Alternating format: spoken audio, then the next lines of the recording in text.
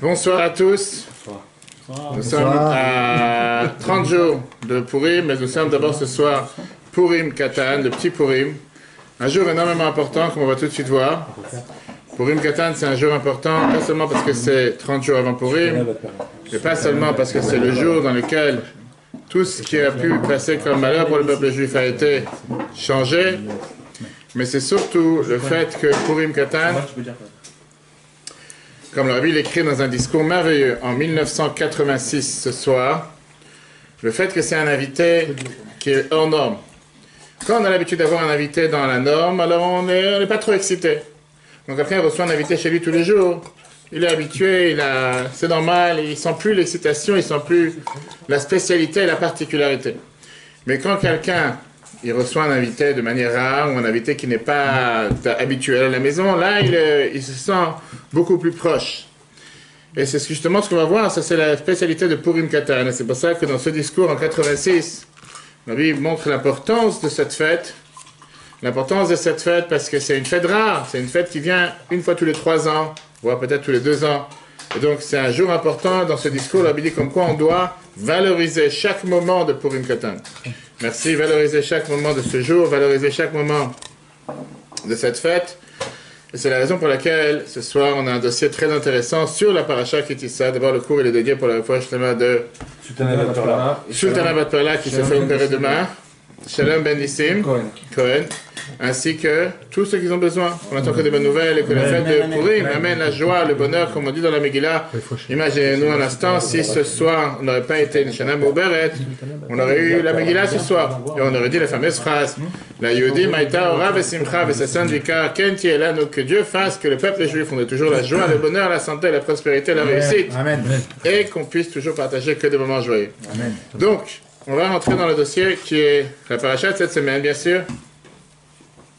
La paracha de Kitissa. Une paracha rarissime, si on peut dire, du fait que c'est une paracha qui est entre les deux. On a vu la paracha Troumat et Tzavé la semaine dernière et la semaine d'avant sur la construction des objets du temple. Les 2 semaines prochaines, on verra encore une fois la répétition de qu'est-ce qu'on a fait quand le temple a dû être construit. On va voir comment on a fait exactement, on a mis en application les choses comme elles devaient être faites. Mais là, on s'arrête aujourd'hui avec, si on peut dire, une parenthèse. On commence à parler au départ, bien sûr, de la mitzvah de Machatzit HaShekel, le demi-cycle, qui est pour pardonner la faute du vaudor. On va revoir ça, si Dieu veut, dans 2 semaines, dans Vayakel, quand on aura la paracha Shkalim cette année, avant le jour de Shadar. Mais bien sûr, le dossier important de la paracha aujourd'hui, c'est la faute du vaudor. Et on a parlé de ça longuement la semaine dernière, dans lequel on a vu que Moshe a demandé à Dieu si tu n'es pas prêt à pardonner au peuple juif. Efface-moi de ton livre. Et comme on sait qu'une malédiction d'un tzaddik s'accomplit même sur une condition, le fait qu'au final Dieu a pardonné au peuple juif, ça n'enlève pas le fait que son nom a été effacé au moins une fois. C'était la paracha de la semaine dernière. Une fois, il y a un juif qui est rentré dans un petit magasin en centre-ville et il a décidé de mettre toute sa cotisation, tout ce qu'il a ramassé depuis, comment on appelle ça, depuis 10 ans, 5 ans, pour pouvoir se prendre ce petit local, pour offrir un fast-food, ouvrir un barbecue, faire quelque chose pour faire entrer un peu d'argent. À la fin de la première journée, il retourne à la maison, il est brisé. Il dit à sa femme, triste, sa femme lui dit, qu'est-ce qui se passe mon cher mari? Il dit, c'était une journée catastrophique au magasin aujourd'hui. Il fait pourquoi? Pas un client est rentré. Premier jour, tout est flambant neuf, personne ne rentre. Le lendemain, il revient, et là, il est très joyeux, il revient, il va voir sa femme, il dit, c'est magnifique de voir aujourd'hui, il est tellement content. Ça me dit, qu'est-ce qui s'est passé, mon cher ami? Quelle différence avec hier? Il dit, aujourd'hui, c'était bien réussi, il y a au moins un client qui est rentré. 3e jour, il revient, il a un peu plus brisé que le premier. Et il dit à sa femme qu'aujourd'hui, c'est beaucoup plus pire que qu'est-ce que c'était le premier jour. Elle dit, qu'est-ce qui peut déjà se passer plus pire que le premier jour? Elle dit que le client qui est venu hier, il a ramené la marchandise. Aujourd'hui, je suis encore plus brisé. Pourquoi on parle de ça? On parle de ça parce que le dossier de ce soir, c'est un dossier très lourd. Les gens aiment bien parler de réussite. Les gens aiment bien parler de ce qui réussissent. Aujourd'hui, j'ai signé tel contrat. Aujourd'hui, j'ai ouvert tel cabinet. Aujourd'hui, j'ai eu tant de clients. Aujourd'hui, j'ai fait telle chose. Aujourd'hui, j'ai fait telle chose. Aujourd'hui, j'ai donné... Peu importe. Les gens, ils aiment bien parler quand on parle de réussite. On dit en général que la meilleure réussite, c'est la réussite elle-même. Mais aujourd'hui, on va parler sur ce que les gens n'aiment pas parler, qui sont les échecs. Pas jouer aux échecs, mais les échecs tout court. Et chacun d'entre nous a des moments d'échec. Chacun d'entre nous a des échecs journaliers. Chacun d'entre nous a des échecs ben, parfois dans la semaine, dans le mois, dans la vie en général. Des gens qu'ils avancent à une certaine période de leur vie, ils se disent, c'est quoi? C'est pas ce que j'imaginais. Ni mon couple, ni mes enfants, ni la société en général. Et encore une fois, de l'antisémitisme, encore une fois. Et les gens n'aiment pas parler des échecs. Et c'est en général une des raisons pourquoi les gens n'aiment pas parler des échecs, c'est parce que les gens, ils ont honte. Les gens ont du mal à se relever après un échec. Et bien sûr, on va parler ce soir les deux dossiers. Échec matériel et échec spirituel. Quelqu'un, il a fait une bêtise. Il a fait une erreur. Il a oublié que c'était Shabbat. Il a oublié que c'était Yom Tov. Il a oublié que c'était un jour de jeûne. Il a oublié qu'il devait mettre des tefilines. Il a oublié tel et tel. Peu importe, on est tous humains. Et on a tous le droit à l'erreur. Et on fait tous des erreurs tous les jours. En tout cas, je parle pour moi. Automatiquement, comme on fait des erreurs, parfois les gens disent, tu sais quoi, laisse tomber. Je suis un raté. On dit en anglais une failure. J'arrive pas à me contrôler. Même si j'ai un diététicien à table, à chaque fois que j'essaie de commencer à faire des régimes, ça va durer 1 jour, 2 jours, 3 mois, et de toute façon après, je sais que je vais les reprendre. Et je sais qu'après, je vais venir le revoir et je vais les reperdre. Et je sais que je vais les reprendre. Laisse tomber, je suis pas capable de réussir. Et au final, à un moment, il y a des gens qui viennent et qui se disent, je baisse les bras. Je baisse les bras, je suis incapable, je vais jamais réussir. Et après, tu as les gens qui commencent à tomber dans la déprime, qui commencent à devenir pré-suicidaires, pro-suicide. Certains deviennent suicidaires concrètement sans vouloir passer à l'acte. Et certains, malheureusement, passent à l'acte. Encore une fois, que Dieu nous en préserve. C'est un des fléaux majeurs qu'on a aujourd'hui avec la jeunesse en Amérique. On a aussi avec la jeunesse dans d'autres pays qui tombent dans la dépendance, que ce soit la drogue, que ce soit n'importe quelle autre dépendance. Parce que je ne sais pas comment faire face à cette manière de pouvoir remonter après un échec, de pouvoir essayer de me transformer après un échec. La question qui dérange, c'est la question suivante. Le problème, je dis, qui dérange. Quelqu'un qui avait passé un échec grave, pas maintenant un échec parce que quelqu'un, il a pas trouvé une place de parking, il a dû tourner 10 minutes, il a raté un rendez-vous 10 minutes en retard. Pas d'un échec grave. Qu'est-ce que je dois tirer d'un échec? Est-ce que l'échec doit montrer qu'on est vraiment un raté, qu'on n'a pas de mazal, comme certains diront, parce que certains diront, oui, le peuple juif n'a pas de mazal de toute façon, ou comme on dit en yiddish, t'es un shlemazal, t'es quelqu'un qui n'a pas de mazal, t'es quelqu'un qui est un raté, tu rates toujours l'avion, tu rates toujours le train, quoi qu'il arrive, tu peux jamais arriver à l'heure, tu fais toujours des erreurs dans tes dossiers, tu fais toujours la chose qu'il ne faut pas faire. Et donc, quelqu'un dira, de toute façon, allez, je suis catalogué, non mazal, je suis catalogué monsieur échec, laisse-moi vivre. Ou bien, hein, parfois on dira que l'échec, c'est la meilleure manière d'apprendre pour évoluer et avancer. Et donc, ce qui voudrait dire, je suis obligé de passer par un échec. Quelqu'un qui a peur de l'échec, il ne pourra jamais apprendre. Quelqu'un qui a peur de se tromper, il ne pourra jamais avancer. On va tout de suite voir comment Dieu il a mis un système sur cette planète, dans notre psychisme et dans notre manière d'agir. Et la manière du peuple juif, tout court, on va voir l'histoire du peuple juif qui va nous montrer comme quoi, qu'on veuille ou pas, on est obligé de passer par l'échec. On va voir, ça c'est à la fin. Pour l'instant, je pose la question. D'accord? Bonsoir. Il y a une question qui est demandée en règle générale. Quel est le point commun qu'il y a entre une carotte, ça c'est pour monsieur le pharmacien, une carotte, un œuf et des graines de café? Réfléchis bien avant de répondre. Juste faire attention au cas. Prends ta place, mets-toi à l'aise. Carotte, œuf et graines de café. Le point commun entre les trois, ou la différence qu'il y a entre les trois. Allez-y, chacun son tour. Quel est le point commun ou la différence qu'il y a entre des carottes, des graines de café et un œuf quand on les met dans l'eau chaude? Répète. Tu prends une bouilloire d'eau chaude, tu mets à l'intérieur une carotte. Tu prends une autre bouilloire d'eau chaude, tu mets à l'intérieur un œuf. Tu prends une autre bouilloire d'eau chaude, tu mets à l'intérieur des graines de café. Quelle est la différence entre les trois? Il remonte à la surface, l'autre il descend et l'autre il se dissipe. Ok. Ils changent tous Oui, ils changent tous de... Ils changent tous de quoi? d'aspect, de statut. Et alors, vas-y, explique. Dur, la carotte devient molle et par contre le café du gâteau le bois. Ok. Réagissent différemment. Réagissent différemment. Bravo. On a ici 3 différentes conséquences par rapport à ce qui vient d'être fait. Vous pouvez lui donner un diplôme. Le pare-brise. La carotte en général, elle devient beaucoup plus mou. L'œuf devient beaucoup plus dur. Les graines de café en général, ça va faire une odeur dans toute la chambre, de le café qui est en train de chauffer, le café qui est en train de brûler, etc. C'est-à-dire qu'il y a 3 manières à l'humain de réagir face à l'échec. Première personne va réagir comme une carotte, qui veut dire il devient beaucoup plus mou et il se brise. Il devient totalement dégonflé, il devient perdu et il se dit laisse tomber, je suis incapable. Une deuxième personne qui a l'œuf, il va se durcir, il va s'énerver, il va commencer à frapper partout. Parce qu'il ne peut pas supporter le fait qu'il a eu un échec. Et la troisième personne, c'est comme les graines de café qui va trouver le chemin de devenir encore mieux, devenir encore meilleur, grâce à ça qu'il a eu cet échec. Pourquoi on parle de ça aujourd'hui? Parce que dans la paracha de cette semaine, on parle de l'échec majeur pour l'histoire du peuple juif qui s'est passé à travers tous les temps, qui était bien sûr l'échec de la faute du Vaudor. On est à peine 3 mois après l'ouverture de la mer Rouge. Normalement que la Torah nous dit qu'une chifra, une servante, a pu voir ce qui s'est passé sur la mer Rouge, ce que aucun, même Yecheskel ben Bouzi n'a pas vu. Le plus grand prophète n'est pas capable de voir ce qu'une servante a pu voir. On est à peine 40 jours après ce qu'on a reçu la Torah sur le mont Sinaï. Dans le moment, on a entendu comment Dieu nous a parlé à travers une flamme de feu. À travers le feu. Et on vient d'utiliser le moment que la prof, la maîtresse a quitté la classe pour faire la pagaille. Pas seulement faire la pagaille, mais se créer un autre Dieu. Se créer un veau d'or sur lequel on est capable de prier. Et on est descendu d'un niveau à un niveau extrême, à tel point que David Amelech, le roi David, quand il vient dans les psaumes 106, il te dit la fameuse phrase « Vayamiru et vodam, betavnichor ochelesef » Ils ont changé leur honneur, ils ont transformé leur honneur avec une espèce de taureau qui mange du blé. Est-ce que c'est ça qu'on est capable? On n'a rien d'autre à faire. Vraiment, on s'ennuie à ce point. C'est terrible. Et la question qui dérange, et ça va voir, on va détailler la question ce soir, la question qui dérange encore plus, c'est qu'est-ce qu'ils ont vraiment pensé? Quelle était cette bêtise d'ailleurs? Ils ont vraiment pensé qu'un veau en or peut remplacer un Dieu tout-puissant?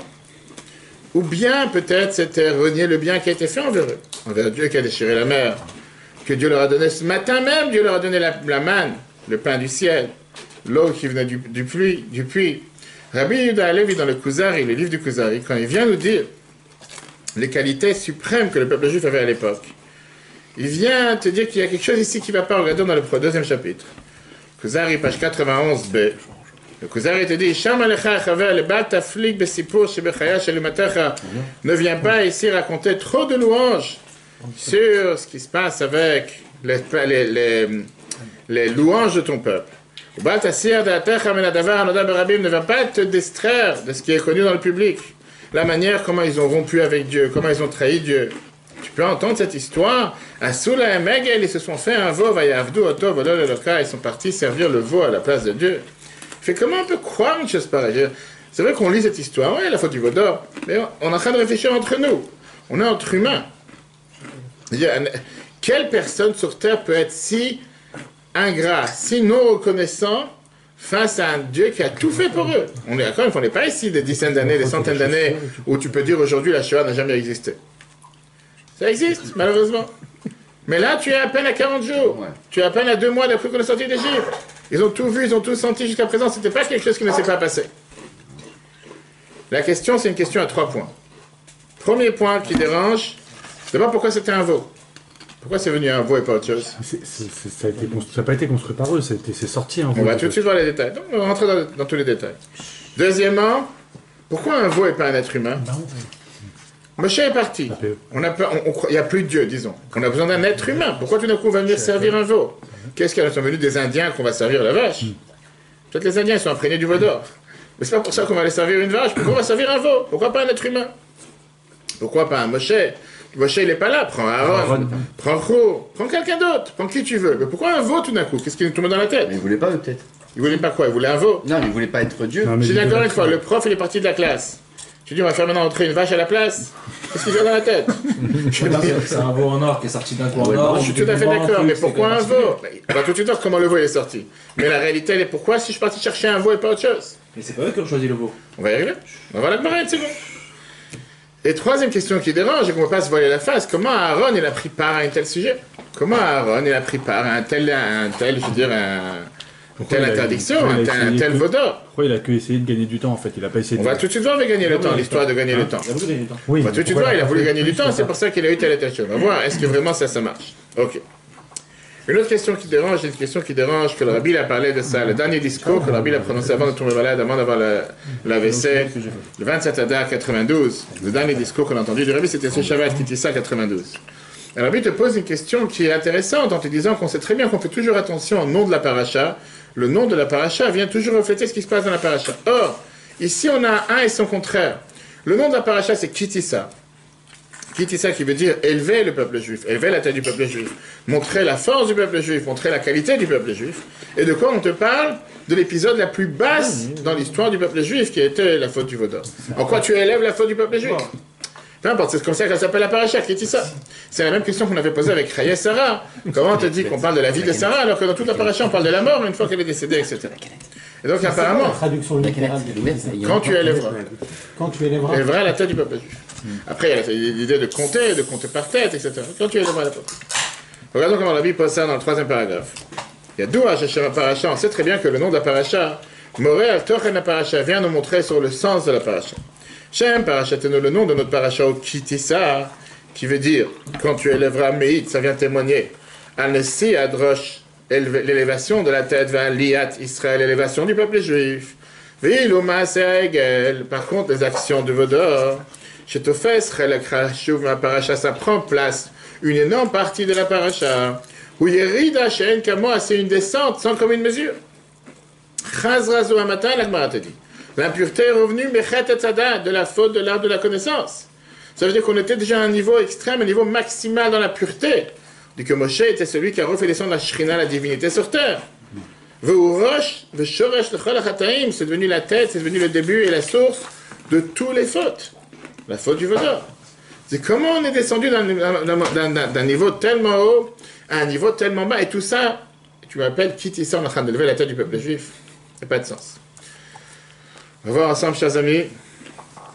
D'abord le sens simple, avec le Mefarshim, simple comme d'habitude, et la Gemara pour faire honneur à celui qui en a besoin, celui qui étudie ici particulièrement. Et après, ça enverra la révolution, la manière révolutionnaire de penser de la Chassidut. C'est très riche. Vous voyez, c'est un dossier très très dur, très lourd et très riche parce que on vit avec ça tous les jours. Ça va nous donner toute une perspective différente sur qu'est-ce que c'est une faute. Ça va nous donner des forces énormes. Comment pouvoir s'en sortir quand on passe un échec? Comment pouvoir sortir et remonter la tête après un échec? C'est ce qu'on va tout de suite voir. D'abord, regardons comment les Chachamim nous décrit la faute du Vodor. La Gemara Shabbat, page 88b, pour notre cher ami. La Gemara te dit la phrase suivante. Quand tu viens te décrire la trahison qui s'est passée pendant la faute du Vodor, Amarula, chiffre 2, Oula te dit, Alouva kala amezana betochupata. Ça a l'air malheureuse et la fiancée, la mariée, qui se prostitue pendant la choupa. Si tu veux décrire la faute du Vodor, le peuple juif a été comparé à une fiancée qui, au moment du mariage, au moment de la choupa, la seule chose qu'elle a à faire, c'est se prostituer pendant la choupa. Tu ne peux même pas attendre 5 minutes après. Pendant la choupa. Pourquoi? Une seconde, hein? Vas-y. Juste un truc. Pour prendre cette comparaison, il faut que ce soit deux personnes ou deux choses dans un statut équivalent. Nous. Là, on parle d'un veau en or avec Hachem, c'est 5 comme une mesure. Non, le veau il est après. Le veau il est après. Pourquoi non? On va maintenant du veau après. On parle tout de suite. On va voir le contexte, comment ça s'est passé. Le peuple juif, le lendemain matin Torah, le 7 Sivan. Regardons les faits. Moshe il monte au ciel pour recevoir les détails de la Torah. Moshe il se sépare d'eux le matin. Il prend l'avion, le vol du matin. Et il fait savoir qu'il va revenir dans 40 jours à la 6e heure. Il y a une erreur de compréhension. Tout de suite. Eux, ils ont compris. 40 jours veut dire quoi? Inclus le jour d'aujourd'hui. Nous sommes le 7 Sivan, plus 40 jours. Il est parti le matin. Donc ils ont dit 7 Sivan plus 40 égale le 16 Tammuz. 16 Tammuz à midi. D'accord? Moshe il est resté les 40 jours. Dieu lui a préparé les 2 tables de la loi avec les 10 commandements. Pour donner au peuple juif comme une ktuva. Un acte de mariage que le Khatan il envoie, donne à la Kala. Le Khatan il donne à la mariée juste après les fiançailles. Arrive le 16 Sivan au milieu de la journée, Chatzot. Moshe n'est pas descendu. L'histoire nous dit que quand Moshe a demandé 40 jours, il n'a pas dit avec le jour d'aujourd'hui. Il a dit à partir de demain. Aujourd'hui, le jour il est déjà commencé. À partir du moment où j'arrive là-bas. À partir de demain. Aujourd'hui, on est le 7 Sivan. Donc le calcul de Moshe, c'était du 8 Sivan jusqu'au 17 Tammuz. Ça, c'était le calcul. C'est pas le jour d'aujourd'hui. C'est comme si combien de temps tu restes en vacances? Je reste 5 jours. Mais je compte pas les jours que je pars et les jours que je reviens. Sinon, c'est pas des vacances. Mais eux, ils ont dit non, c'est certainement le jour qu'il est parti aujourd'hui. Donc, ils ont attendu. Et ils ont attendu pour rien. Les gens ils ont commencé à dire Moshe il est mort. Pourquoi Moshe il est mort? Parce qu'on n'a jamais vu quelqu'un revenir du ciel vivant. Il est parti dans le ciel, il n'est jamais revenu. Et comment il va vivre là-bas en haut 40 jours sans manger? Ça n'a pas de sens. Regardons qu'est-ce que le Even Ezra nous dit. C'est ce que le Even Ezra nous dit dans le chapitre 32. Le Even Ezra vient et te dit la phrase suivante. Chashvu shemet Moshe. Il pensait que Moshe est mort. en disant, il est resté là-bas 40 jours. Un être humain n'a pas la force. Il n'a pas la force de pouvoir vivre 40 jours sans manger. Ils sont pas inquiétés pour les 3 premiers jours, les 3 jours d'après. Ils que sont inquiétés au cours du 40e jour. Très bonne question. Très bonne question. Comment ça se fait qu'ils ont pris 40 jours? La vérité, elle est que quand quelqu'un te dit je m'en vais pour 2 jours et je reviens dans 2 jours, pendant les jours, je ne pense pas à lui. Tu sais qu'il va revenir dans 2 jours. Ou peut-être qu'il a prévu de revenir avec lui pendant 40 jours, va savoir. C'est pas un jour de battement au moins, le temps de. C'est ce qu'on va tout de suite voir. C'est ce qu'on va voir, c'est ce qui dérange ici. C'est ce qui dérange, c'est comme je dis. Précipitation. On se met dans leur tête, on n'est pas des idiots. Ils étaient ashkénazes. Je dis quelqu'un qui te dit, si ta femme elle te dit je reviens aujourd'hui à 5 heures, elle n'est pas arrivée à 5 heures, tu vas t'inquiéter si elle n'est pas revenue à minuit. Mais si elle est revenue Non, je dis encore une fois, on parle ici d'une différence de 6 heures. Oui, sur 40 jours. Donc Mais ça veut dire quoi? Ça veut dire quoi? Ça veut dire que si elle te dit je reviens à 5 heures, elle est arrivée à 7 heures, il y a des embouteillages, c'est pas la fin du monde, elle va te faire savoir, t'as pas fait savoir. Si elle part 2 ans et qu'elle revient au bout de 2 ans et 3 jours, tu vas pas non plus... Si tu veux, tu peux dire ça aussi. Il y a des fois l'avion, l'avion n'a pas décollé, il y avait une tempête de neige. Peu importe, il y a des milliers de choses qu'ils font, on n'est pas ici à un jour près. Non mais il pensait vraiment qu'il était mort, moi. 100%, c'est le Satan qui a fait ça, on va tout de suite voir, d'accord? 40 jours. Non, le problème il est quoi? Oui, alors c'était quoi? On va tout de suite voir, c'est qui a envenimé tout le système? C'était tous ces gens du REVAV, ces faux convertis, qui sont venus et qui ont voulu envenimer en disant qu'on doit rapidement s'en prendre, rapidement faire en sorte qu'on ait ici un autre Dieu. Le fils de Myriam, la prophétesse, c'est pas quelqu'un. Il a essayé de les convaincre en leur disant, mais arrêtez, Moshe, il a fait tellement de miracles. Vous pensez vraiment qu'il ne peut pas vivre sans manger 40 jours? Il est capable de transformer l'Égypte, les 10 plaies, l'ouverture de la mer Rouge, avec tout ce qu'il nous a montré. C'est quoi pour lui ne pas manger 40 jours? Mais eux, ils étaient tellement dans leurs engouements, dans leurs bêtises, qu'ils l'ont tué sur place. Pourquoi? Pour ne pas entendre un tel discours. En plus de ça, comme avait dit, le Satan leur a montré le lit de Moshe dans le ciel, que ça même c'est une vision, c'est une fiction. Quand tu as vu un lit dans le ciel, il a montré un lit qui part dans le ciel, et ils étaient convaincus, ça y est, on nous a abandonnés, on est là sans plus personne. Qu'est-ce que ça veut dire on est sans plus personne? On est sans plus guide. On n'a plus de guide qui sera là avec nous pour nous diriger, on est paumé dans le désert. On est perdu ici, on ne sait pas qu'est-ce qu'on va faire. Et c'est pour ça que j'ai dit, tout ça c'est important de comprendre pour savoir où est la bêtise de chercher un veau à la place. Voilà. Si c'est ça ton problème, que tu n'as plus un guide touristique pour te guider comment arriver en Israël, qu'est-ce que tu cherches un veau? En quoi ce veau il va changer la différence? Bon, ils sont partis voir Aaron. En partant voir Aaron, ils ont dit, crée-nous une divinité. Donne-nous un maître, donne-nous quelqu'un qui va nous diriger. Et Aaron, qui a vu ce qui s'est passé à Chou, il a vu qu'il y a un mort dans la manifestation. C'est le frère. Ah, pour le s'apporter de lui-même. Tout de suite, c'est bon. C'est parti voir Aaron et ils ont dit qu'on cherche quelqu'un, aide-nous. Maintenant, Aaron, il a vu ce qui s'est passé à Chou. Il a dit comme ça, se mettre contre eux, je risque de perdre beaucoup plus que se mettre avec eux. Si jamais je m'opposais, ben, ça va ce qui va m'arriver. On a vu ce samedi avec une manifestation. Mais ça valait pas de coup. Il s'est dit, viens, on va jouer, on va gagner du temps. Aaron savait très bien que Moshe revient. C'est pas bête. Moshe leur a dit, vous savez quoi, allez ramasser les bijoux. En se disant, qu'est-ce qu'il pensait? Que rien que d'aller ramasser l'argent, ça va prendre quelques jours. Et en attendant, Moshe sera déjà de retour. Pourquoi il n'a pas donné sa vie pour pas que ça se fasse? C'est ça que je comprends. Qu'est-ce que c'est donner ça? On va tout de suite voir, on va rentrer dans le cas d'Aaron. Passons devant les faits. Le problème, il est quoi? Le problème, c'est qu'à la place que ça prenne quelques jours, c'était beaucoup plus rapide que quelques jours. Et au final, le vaudor, il est sorti. Mais on va rentrer dans les détails tout de suite, comment il est sorti, etc. Mais là, ce qu'on veut comprendre, quelle était la logique? Comment ils ont pensé un instant qu'un veau peut remplacer Dieu? Alors, mis à part les autres cours qu'on peut revoir sur l'application Eutora, sur Google et Apple, avec tout ce qu'on a expliqué, tous ces systèmes de qu'est-ce que Moshe a cherché en brisant les tables, est-ce que ça c'était la solution, parce que ça c'est la fin de l'histoire. Parce qu'à la rigueur, c'est pas parce que ta femme est venue en retard à la maison que tu vas casser son portable. Tu n'as rien gagné. Je parle pas de toi, je parle en dire les gens dans le mot. En général, on fait pas ce qu'on fait. C'est pas parce qu'ils ont fait une erreur, et encore une fois, c'est très bien que c'était pas tout le peuple juif. Pour ça, il faut tout casser. Ça, pour revoir les cours dans l'application Eutora, vous allez voir, cours très intéressant qu'on a déjà vu les années précédentes. Mais là, ce qu'on veut chercher, quelle est la logique? Comment ils pensaient vraiment qu'un veau peut remplacer un dieu? On va voir ensemble les Rishonim, et après on verra comment on est à l'aspect chassidique. D'après les Rishonim, on te dit clairement, tout le monde cherche à minimiser les faits et à vouloir sauver le peuple juif en montrant ici leur mérite et ne pas penser un instant qu'ils étaient vraiment ici devenus complètement fous à vouloir être des idolâtres à les servir à vous. Ils voulaient chercher un dieu ou chercher un c'est ce qu'on va tout de suite voir. Ah, d'accord. Ils ne cherchaient pas ici en aucun cas transformer, changer, échanger un dieu à la place d'un veau. Ils cherchaient par contre un moyen par quel intermédiaire s'attacher à Dieu. C'est pas qu'ils ont décidé de remplacer Dieu par un veau. Là, tu aurais pu dire, ils sont venus complètement fous. Mais il n'y avait pas de doute sur l'existence de Dieu. On va tout de suite arriver à ça. On va y arriver, tu vas voir que c'est pas si simple que ça. Le fait que jusqu'à présent, ils avaient un intermédiaire, alors que Moshe lui-même qui a dit, c'est quoi le rôle de Moshe? D'être l'intermédiaire entre Dieu et le peuple juif, comme le Rabbi l'explique ça longuement dans un discours qu'il a distribué ce soir à des milliers de personnes, en te disant que le rôle de Moshe, le rôle du Raya Mehemna, le rôle du Roé Adol, le rôle du Nassi Adol, le rôle du Rabbi de la génération, c'est de propager la Emouna, la foi dans le peuple juif qui existe déjà chez eux à l'intérieur d'eux. Sauf que parfois, ils n'ont pas la possibilité de l'avoir de manière dévoilée. Et Moshe, celui qui vient et qui dévoile la Emouna qui est à l'intérieur des Juifs. Bonsoir à tous. Mais Moshe, donc ça c'était le devoir de Moshe. Maintenant que Moshe disparaît, qu'est-ce qui se passe? C'est-à-dire qu'on a besoin de cet intermédiaire, on a besoin de cet interlocuteur, on a besoin d'avoir cette personne qui sera entre nous et Dieu.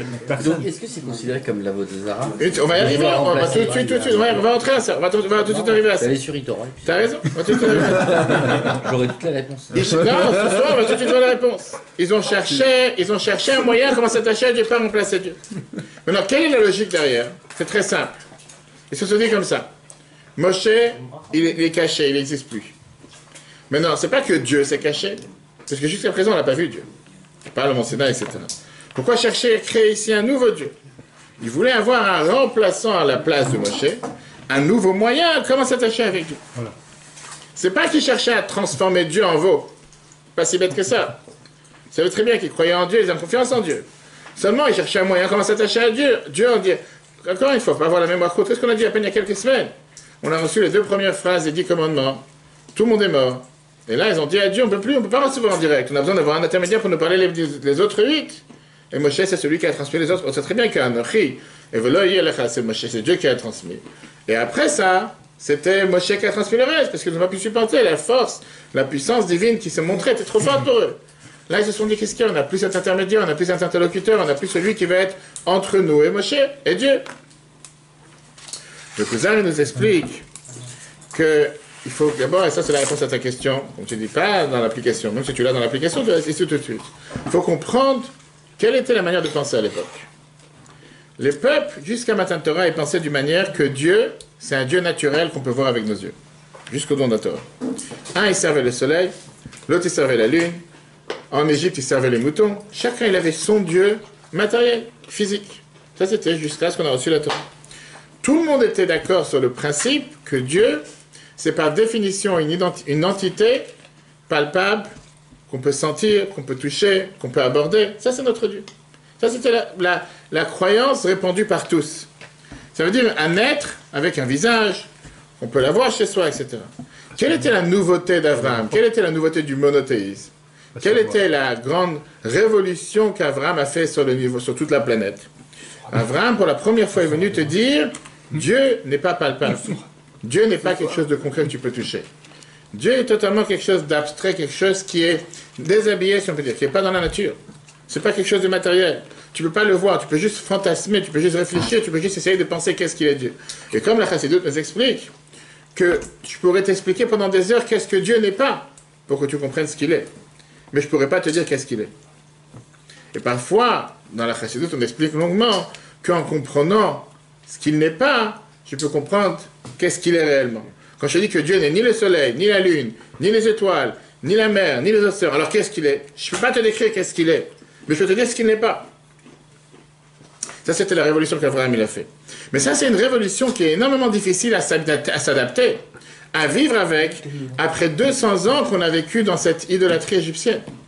Pendant 200 ans, on était en Égypte, dans lequel on a vécu avec une idolâtrie qu'on était totalement soumis à cette culture idolâtrique qui était le mouton.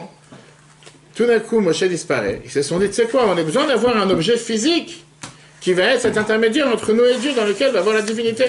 Ça, c'était leur manière de penser, et c'est tout à fait cohérent. Et on peut comprendre de quelle manière. Regardons dans le texte. Au mode Bismanaou, les nations à l'époque, Ayu Avdim Tsurat, ils étaient ceux qui servaient les différentes formes. Lo Ayu Avdim, le troisième paragraphe du chiffre 2. Lo Ayu Avdim, ils ne se tenaient pas, mais Blit Tsura Shemechavnim Aler. Il n'y avait pas une forme à laquelle ils n'allaient pas servir. Viens, c'est avec lui à côté.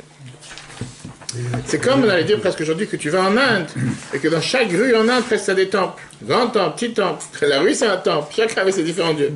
Venisharu, le peuple a attendu de savoir est-ce que Moshe il descend. Ou Boshesh, Moshe il attend 40 jours.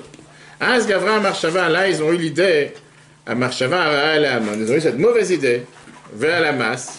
Le Vakesh n'avait de mougage de chercher quelqu'un qu'on peut servir, mais quelqu'un qu'on peut ressentir. On veut avoir ici cet interlocuteur qu'on peut parler avec lui. Mibli Sheik, et ça c'est le point fort. Mibli Sheik, le coup, sans vouloir dénier ou dénigrer Dieu qui les a sortis d'Égypte. Ils n'avaient aucune pensée à aucun instant de remplacer Dieu par un vaudor. Ils cherchaient ici à avoir un interlocuteur, un intermédiaire entre eux et Dieu. Alors en quoi c'est grave? Une seconde, on a pas fait. Attends, on est en plein milieu. Une seconde, t'as bien posé, une seconde. Non, pas d'accord. Maintenant, cette erreur, cette faute, n'était pas une sortie Mikra, la Vodat Matzia, mais Mitzrayim. Poser la question là.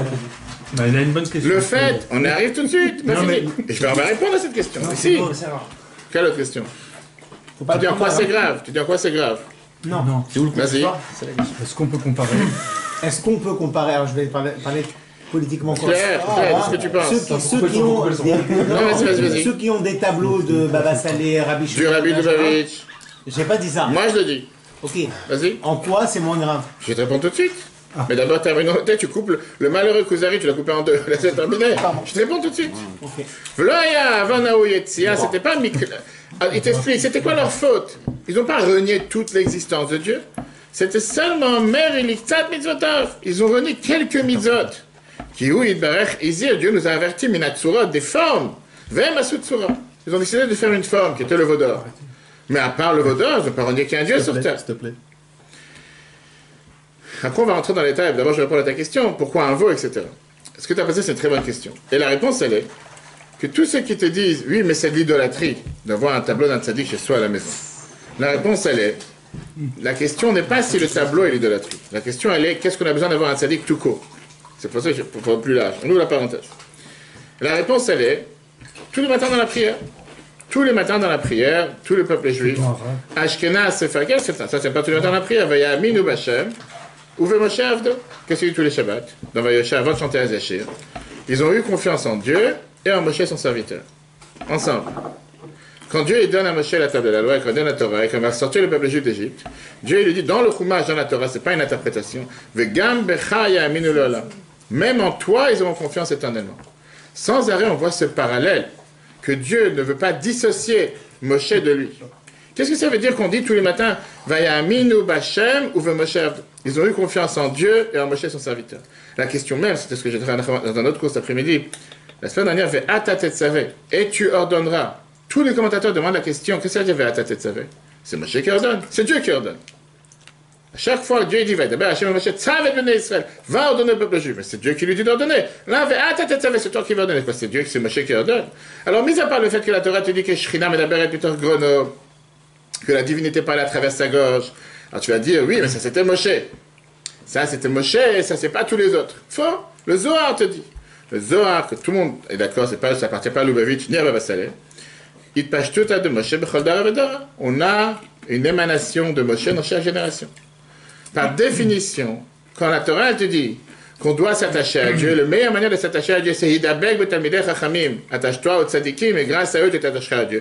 Parce que justement, on revient à ce point-là, on ne peut pas s'attacher à Dieu en direct. Tu peux dire 20 000 fois par jour, Baruch ata Hashem, béni sois-tu éternel notre Dieu, toute la Hamida, tu ne sais pas de quoi tu parles. Peut-être que je ne parle pas de toi, je parle de nous. En règle générale, on a une difficulté avec. Et donc, on est obligé de passer par cet intermédiaire que la Torah te dit. Que Moshe il te dit qu'Anochi Omed, ben Hashem ou ben Echem. Je me tiens entre vous et Dieu pour vous amener la parole de Dieu. Sauf que Moshe, il est matériel, Moshe, il est limité, Moshe, c'est un être humain qui vient nous parler de la parole de Dieu. Alors de manière très concrète, s'ils avaient fait maintenant une statue de Moshe. Mais ça, on n'est pas arrivé. On va y arriver tout de suite. S'ils avaient été vers Aaron. On va y arriver. On a pour ça que je n'ai même pas rentré. une statue de Moshe, ça aurait été moins grave. On n'est pas arrivé à qu'est-ce qui est devenu. Pourquoi ils ont choisi un veau à la place d'un être humain? S'ils avaient choisi Aaron à la place d'un veau. On va y arriver tout de suite. On va y arriver tout de suite. D'accord? Ça, c'était juste la réponse à ta question. On va y avancer. D'accord? Maintenant, on va rentrer dans le détail de d'abord, pourquoi un veau? Qu'est-ce qu'on a cherché avec ce veau? Mis à part le fait que ça coûte cher. Qu'est-ce qu'ils ont cherché avec un veau? Pourquoi pas un autre animal? Le veau, ça coûte plus cher que la vache. Mais non, C'est plus tendre. Non, pas pour ceux qui mangent la viande. Parce que moi j'étais dans le corps. D'accord. Moi je suis dans le cours. Excuse-moi,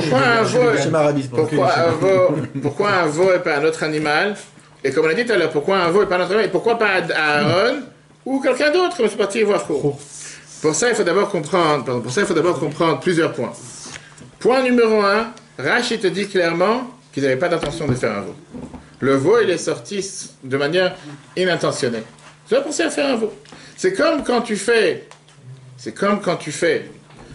un gâteau ou une challah, par exemple, et n'importe quelle femme va te dire la même chose, qu'elle a fait une forme, et qu'elle s'imaginait qu'il n'y avait pas de moule, et que la challah va sortir de cette forme, et va savoir comment elle est sortie après le four. Sortir où? Pas sortir un veau, mais sortir de manière différente. Des sabots. Tu dis qu'il y avait ce caméa, il y avait ce morceau de parchemin, que Michael a jeté à l'intérieur, il a dit allez chaud, monte taureau, c'est comme ça que c'est monté. Ça c'est numéro 1. Donc premièrement. Regardons maintenant ce que le Midrash Rabbah nous dit. C'est pour ça que c'est important d'avoir la réponse pour toutes les questions que vous demandez jusqu'à présent. Regardez le Midrash C'est lui Rabbah. qui pose des questions. Mais c'est important. En accord avec le grand. Important. Regardez le dernier paragraphe. Ici. Mettre un portrait du Ram. Midrash Rabbah te dit, chapitre 42, verset 5. Chers amis, écoutez Midrash Rabbah. Midrash Rabbah, on ne peut pas le soupçonner d'être vite. Regardez. Dieu dit à Moshe. Achar she'avo le Sinaï. Dieu dit à Moshe, après que je serai au mont Sinaï, l'Itel lahem la Torah, pour leur donner la Torah. C'est Dieu qui parle. Va'ani choser b'merkava sheli. Et moi, je retournais dans ma charrette, le char céleste. On sait très bien que le trône céleste, le char céleste, il y a plusieurs animaux à l'intérieur. Hem itbenunimbi. Ils vont méditer, vous me regardez. V'shamtim echad mehem, u'machisim oti bo. Et ils vont laisser tomber un de ces animaux, ou ils vont s'occuper avec un de ces animaux, ils vont m'énerver avec un de ces animaux. Dieu, il a prédit une chose pareille. Shene'emar b'merkavat Yechesiel. C'est écrit dans le char de Ézéchiel. Ufne shor me'asmol abatan. Le visage du taureau du côté gauche parmi les 4 animaux. Ve'em machisim otibo. Ils vont m'énerver avec ce taureau. C'est Dieu qui dit ça à Moshe. Shene'emar vayamiru et vodam, comme on l'a dit tout à l'heure avec David Amelech, le psaume 106, qu'ils ont transformé la gloire de Dieu betavnitcha avec une forme de taureau. Le Midrash est en train de te dire d'où ils ont eu cette idée de faire un taureau. Par le dévoilement de la Shrina, de la divinité qui s'est passée à Matan Torah. Dieu, il est descendu sur terre avec ce char céleste, ce trône céleste. Et c'est pour ça qu'on lit en général à Shavuot, le jour de Matan Torah, la Haftara de Yecheskel, la Haftara d'Ézéchiel qui nous parle de tout ce que représente ce char céleste. Et un des pieds du char céleste, du trône céleste, c'est le taureau. Ils ont fait un veau qui est le fils du taureau. Midrash Rabbah. Mais c'est Dieu qui l'a fait le veau. C'est Dieu qui a tout fait sur terre. Ben donc il n'y a rien qui est sorti comme ça. Tu commences à arriver vers la fin du cours. On va y arriver. On va y arriver justement. C'est pour ça que je te dis qu'on va attendre à la fin. Il y avait des sorciers qui... On va y arriver. On va arriver à la fin. Qu'est-ce qu'il est? Déjà 10 heures? On n'avait pas 10 heures. Non. Quelle est l'idée? Enlève le pied. On peut enlever, d'accord. Je pensais que c'était content. Qu'est-ce que j'ai dit? Lui. On a dit tout à l'heure, pourquoi pas Aaron? Première question qu'on a demandé. Pourquoi pas Aaron ou quelqu'un d'autre? C'est une histoire très intéressante qui est toujours racontée dans plusieurs endroits. Là, vous parlez tout à l'heure d'un nouveau rabbin, un nouveau président. Écoutez l'histoire, c'est très intéressant. Il y avait une fois dans une ville qui cherchait un nouveau rabbin pour la ville.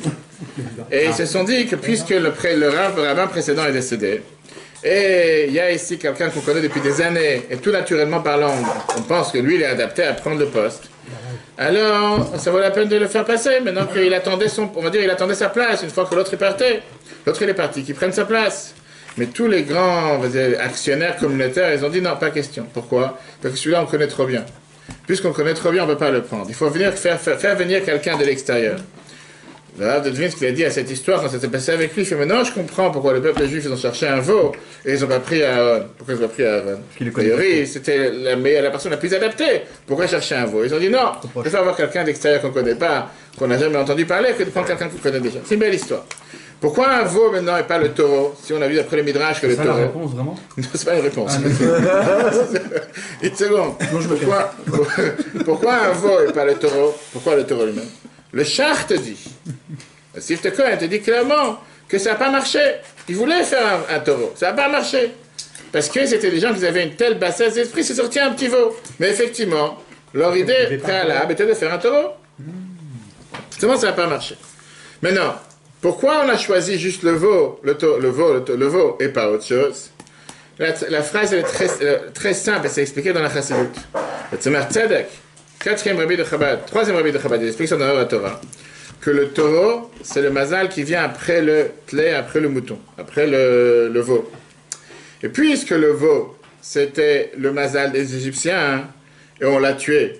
J'ai dit le mouton, c'était le mazal des Égyptiens qu'on l'a tué avant la sortie d'Égypte, comme un Pessah. Ils se sont dit, on va prendre le suivant, le mazal suivant. Le mazal suivant, c'est le taureau. C'est quoi le premier mazal? Dans la lignée. Ah, le premier, je ne connais pas. C'est dans la lignée entre les deux. D'accord. Tout ça, c'est pour expliquer seulement le sens simple. On n'est pas encore entré dans les profondeurs. En 2 mots, si on veut résumer ce qu'on vient de dire jusqu'à présent, on n'a pas encore fini toutes les réponses, qu'ils n'ont pas eu à aucun instant une pensée de vouloir chercher un échange à la place de Dieu. La seule chose qu'ils voulaient ici, c'est chercher un moyen concret de s'attacher avec Dieu. Malheureusement, là la réponse est ce qu'il a dit Jonathan tout à l'heure. Alors c'était quoi l'erreur? L'erreur était, c'est qu'ils ont fait ici une forme d'idolâtrie. Et c'est ça la différence entre la religion juive et les tzadikim, les avdil que nous avons, et tout ce qui se passe avec l'idolâtrie, parce que la différence entre les deux, c'est que dans l'idolâtrie, on considère que l'espèce, le jouet, le mobilier est Dieu comme un autre Dieu. C'est notre Dieu, comme il y a un autre Dieu dans le ciel, il y a un Dieu qui est dans la salle de prière. Alors que dans la Torah, il n'y a aucun objet qui est Dieu. Un tzaddik n'est pas Dieu. Un tzaddik est celui qui fait appel à Dieu pour nous parce qu'il est beaucoup plus proche de Dieu. Quand on va prier sur la tombe d'un tzaddik, on ne va pas demander à un tzaddik, toi, fais en sorte que les choses se passent. Tu prends le livre compris par exemple sur la tombe du Rabbi sur l'Orel, le Mahanel Hachan. Toutes les prières, c'est Yiratzon, que tu parles à Dieu, on te demande d'interpeller Dieu pour tout ce que nous avons besoin. Alors que dans l'église catholique, ou que ce soit dans l'orthodoxie ou tous les autres différents courants de tout ce qui est l'idolâtrie, c'est pas qu'on fait appel à quelqu'un pour parler à Dieu pour nous. C'est que cette personne lui-même, c'est considéré Dieu. Et ça, c'est ça, c'est l'Avodah Zarah, l'idolâtrie. À la fin de tout ce qu'on vient de voir, pour l'instant, on est toujours resté dans le sens simple, qui est qu'on n'est pas satisfait avec la réponse. C'est une réponse, on va dire, très très minimaliste. Pourquoi cette histoire devait se passer? Qui avait besoin de toute cette histoire? Est-ce qu'on n'aurait pas pu attendre vraiment que chaque Moshe arrive, on a affaire avec des enfants? On a dit tout à l'heure, la prof est sortie de la classe et de la pagaille. Qu'est-ce qu'il y a? Il ne faut pas attendre quelques instants. Tu peux ensuite un terminal avec des élèves de 20 ans. La prof, elle est partie. C'est pas pour ça qu'on fait la pagaille. Peut-être que la situation, on est dans le désert. Alors justement, là, tu contredis. Là, c'est tout à fait le contraire. On n'est pas ici à des années-lumière depuis qu'on a reçu la Torah. C'était à peine hier. Oui, mais... Il y a un moment où tu peux dire, mais attends, qu'est-ce que tu as dans la tête?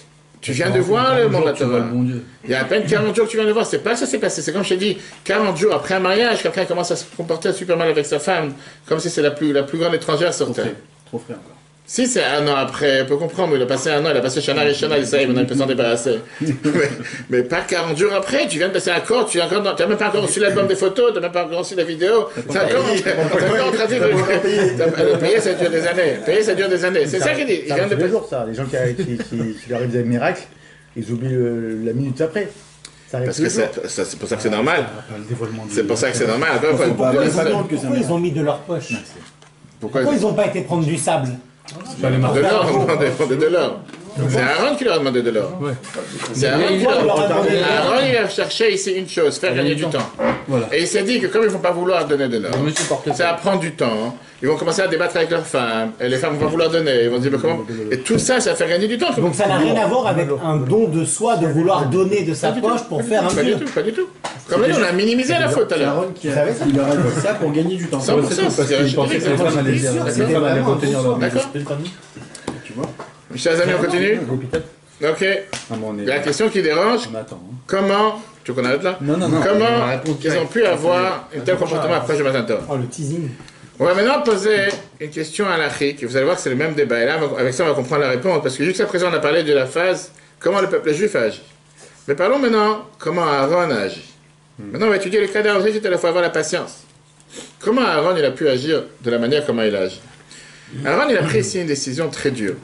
La décision qu'il a prise, c'était, à la place de faire Messirut Nefesh, de donner sa vie, de se battre contre eux, comme il a fait Chour, il a été tué, malheureusement des graves conséquences. Il a joué le jeu en disant, venez avec moi, on va être ensemble dans l'idée, mais malheureusement, il n'a pas prévu que le veau allait sortir si vite. Aaron, il s'est dit, on va les aider à faire le veau, mais il pourra tirer le temps, il pourra gagner du temps pour qu'au final, malgré qu'il va tout faire pour leur donner la possibilité de créer ce veau, le temps passe et le veau ne va pas être créé. Posons une question simple. Aaron, c'est un juif. Aaron, il connaît la Torah. Aaron, il sait très bien qu'il y a une interdiction de faire un objet qui est une idolâtrie. De faire une statue. Faire un veau d'or, c'est interdit. Même avant, même que tu as servi cet objet. Tu n'as pas le droit de créer un objet pour l'idolâtrie. Pas que tu dis non, tout le temps que tu ne l'as pas servi, tu peux le créer. Aaron, il a fait un calcul ici. J'ai le droit de faire une petite faute, créer un objet, pour les empêcher de faire une grave faute. La faute grave servait l'idolâtrie. À la place, je vais faire une petite faute, une faute qui est simple, une faute qui est sympa, qui est juste créer l'objet de l'idolâtrie, sans le servir, et au moins on va gagner du temps. Et ça, c'est un débat à la très intéressant. On va avoir 3 questions. Est-ce qu'on a le droit, nous, d'utiliser une telle probabilité de se permettre de faire une petite faute pour éviter de faire une grande faute? Et on voit 3 cas. Prenons un cher ami, Harry, quelqu'un qui ne fait pas Shabbat.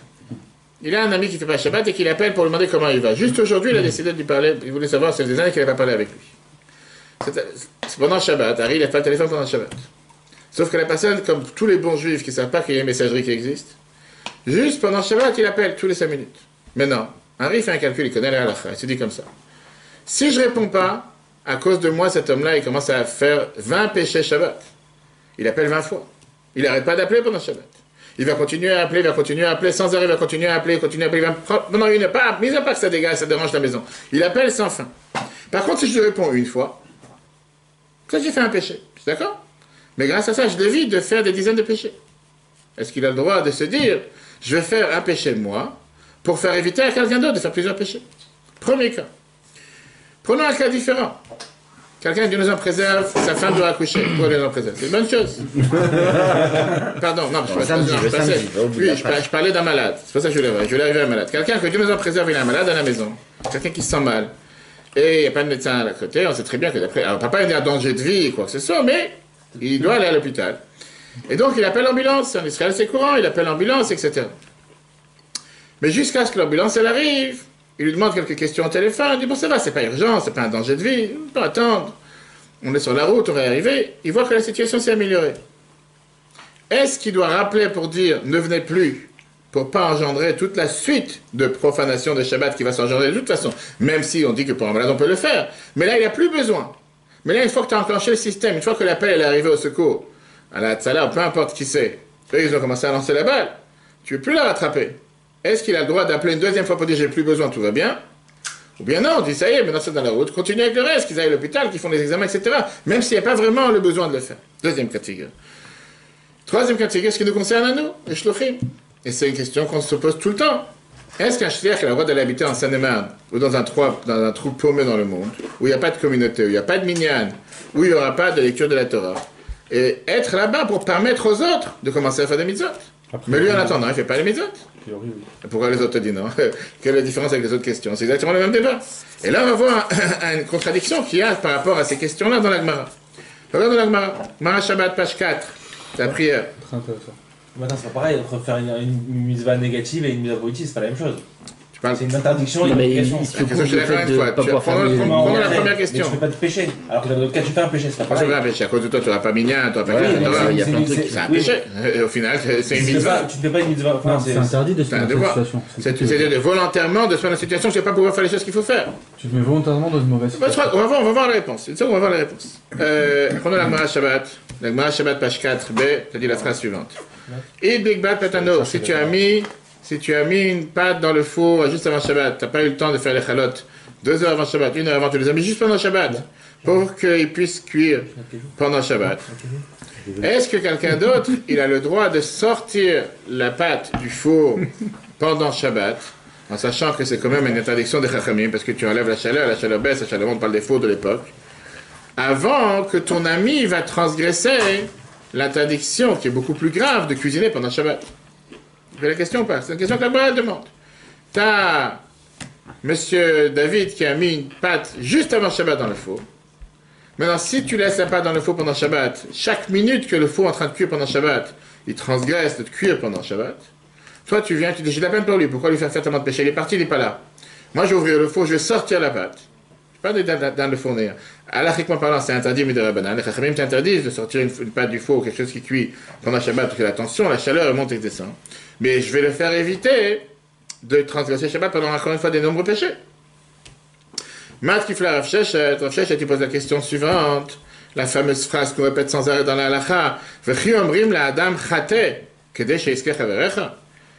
Est-ce qu'on dit à quelqu'un, fais un péché pour mériter ton ami, pour donner des mérites à ton ami? C'est-à-dire, tu veux que moi j'ouvre le faux pour lui, pour faire un moindre péché, pour lui faire éviter de faire beaucoup de péchés. Il reste débrouillé, il n'a qu'à pas faire une bêtise pareille. C'est pas à moi de pécher pour lui, c'est comme Marie. Il va pas dire, je vais lever le téléphone pendant Shabbat, comme ça moi il va arrêter de téléphoner. Il téléphone toute la journée, qu'est-ce que je te fasse?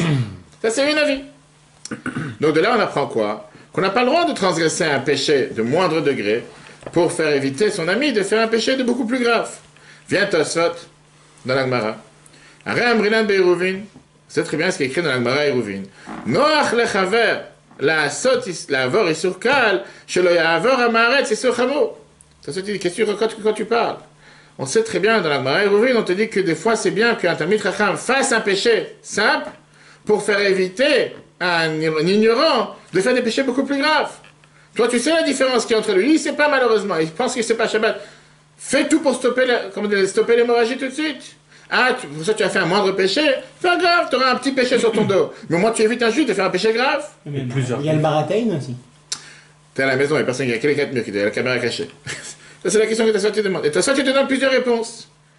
Tosfot répond dans la Gemara, regardons le sujet, j'ai donné le texte ici. Qu'est-ce que Tosfot répond? Atam là-bas, Adain nanaaseh isur chamo. Le péché grave n'a pas encore été fait. Quand tu parles dans un cas que le péché grave n'a pas encore été fait, quand le péché grave n'a pas encore été fait, c'est sûr qu'il faut tout faire. On te permet de faire un péché facile pour faire en sorte que l'autre ne fasse pas un péché grave. Avant la mais dans l'histoire du four, Amas et Shalissour vont assez lorsqu'il a déjà fait le péché. Il n'a jamais mis la patte dans le four juste avant Shabbat. Ou même là, le péché va se terminer. La reine, il y a assez à filer sur Kabiyadaim. Je ne te permets pas de faire un péché pour éviter l'autre de continuer à faire des péchés. Le péché, il a déjà commencé. Quand tu demandes d'éviter la personne à faire un péché, ok. Dans le cas du Vaudor, rappelons-nous d'où on a commencé avec Aaron. On va tout y reprendre. Aaron, c'était pour éviter le peuple de pécher. On va y arriver. Tout de suite. Regarde Agmar, quand tu as soit, il dit ça. Encore une permission.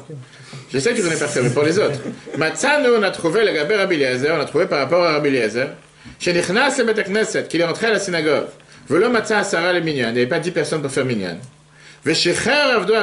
Il a libéré son esclave, qui n'était pas juif à l'époque. On sait très bien qu'un esclave ne peut pas compter pour le minyan.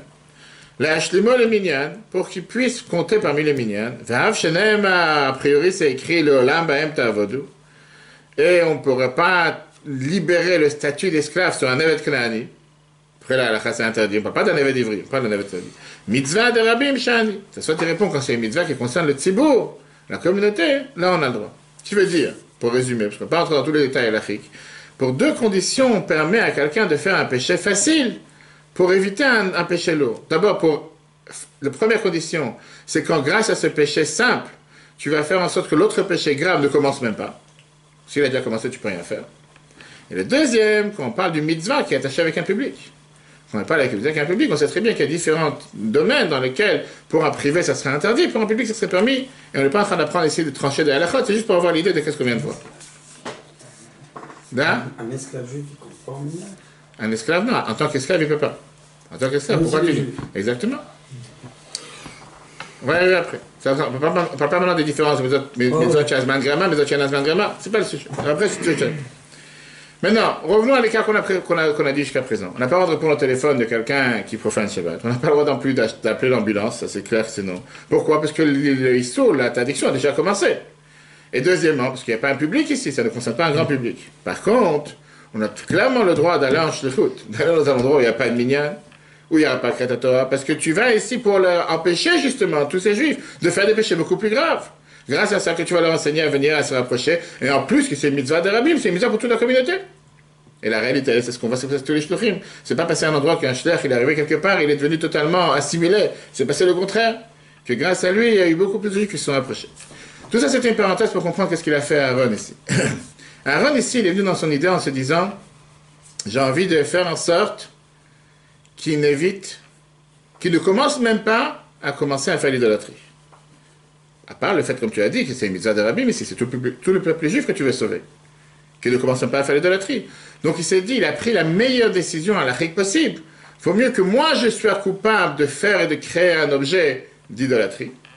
Même si, grâce à ça, on va me dire, mais t'as pas le droit de créer un objet d'idolâtrie. Peut-être, mais grâce à ça, le peuple juif ne va pas faire l'idolâtrie. D'accord? Ça, c'est l'explication, d'après ce qu'on vient de voir à la Gemara, la réponse à la question, on n'a pas encore donné. Même si Aaron, il a eu une bonne attention, et on ne peut pas lui en vouloir, le peuple juif, ils ont fait une faute. Pas seulement qu'ils ont fait une faute, ils ont fauté avec la faute de l'idolâtrie, avec Avodah tout court. On a dit tout à l'heure que c'est la plus grave faute. Qu'il n'y a pas aujourd'hui une personne qui subit quoi que ce soit de malheur dans le monde qui n'a pas un pourcentage de la faute du Vaudor. Alors comment est-ce possible que s'est passé une telle chose 40 jours après qu'on a reçu la Torah?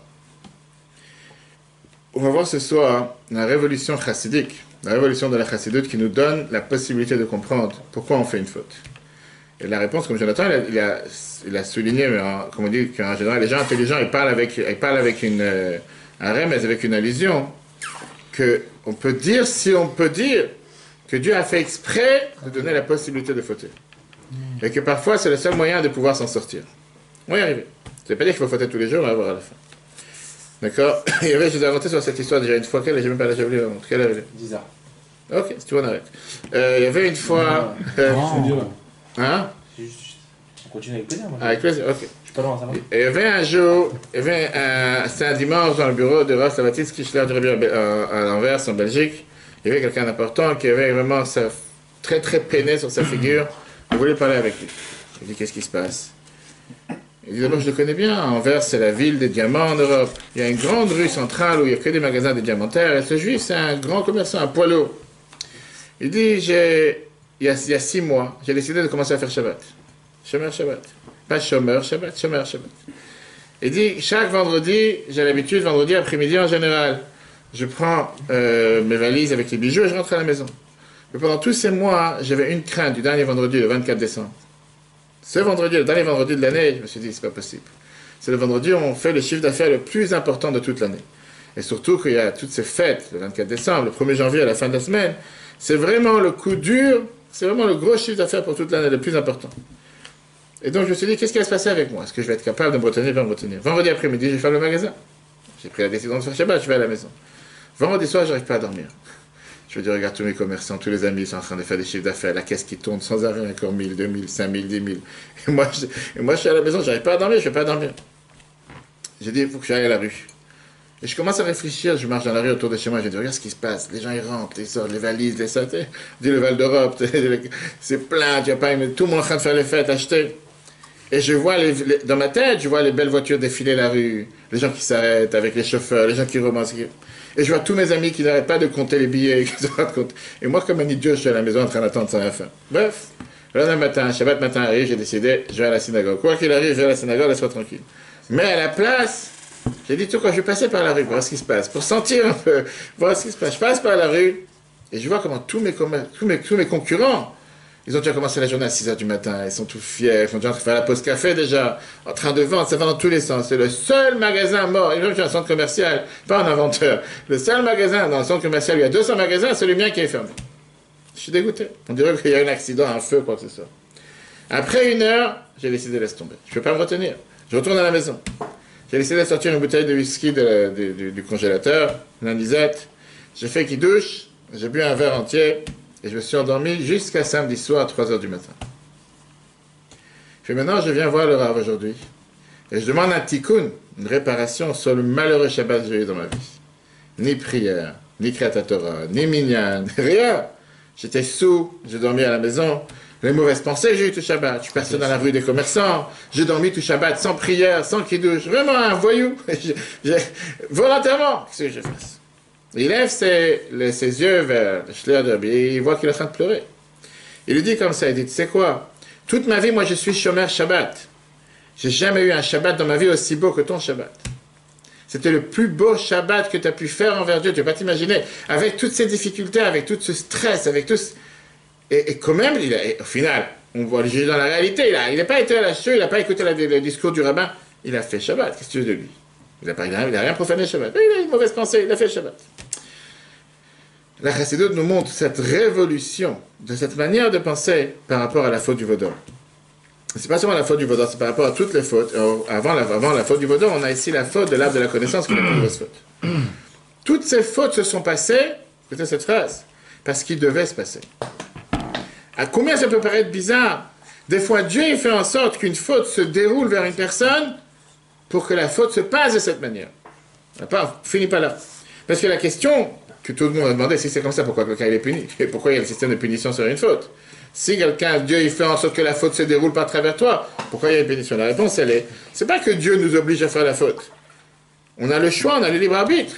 Le fait que quelqu'un, il a choisi de faire la faute, pour ça, il doit payer. Mais Dieu, il donne la possibilité à quelqu'un de se tenir contre ce mauvais penchant. Comme l'Agma nous dit, il m'allait à Kadesh Baruch Hu, si Dieu n'est pas là pour nous aider, on n'aurait jamais pu faire face au mauvais penchant. Il a des meilleurs arguments que nous pour nous faire tomber. Le problème, c'est que là, ils étaient tout seuls face au mauvais penchant. Ils sont tombés. Ils n'avaient pas cette aide que Dieu aurait dû leur donner. Des fois, les gens disent la fameuse question par rapport à Moshe. Pourquoi Moshe a dû faire un tel calcul et mettre en erreur? Tu n'aurais pas pu dire qu'il y a 41 jours. Pourquoi il doit dire 40 jours, mais de demain? Dis clair les choses. Dis, je reviens de telle date. Le 16, ouais. Exactement. Dis clair. Pourquoi Dieu il a fait en sorte que le Satan leur montre qu'il y a un lit de Moshe qui passe? Pourquoi tout faire pour les faire tomber? Tu veux dire que c'est des épreuves qu'il ne faut pas tenir.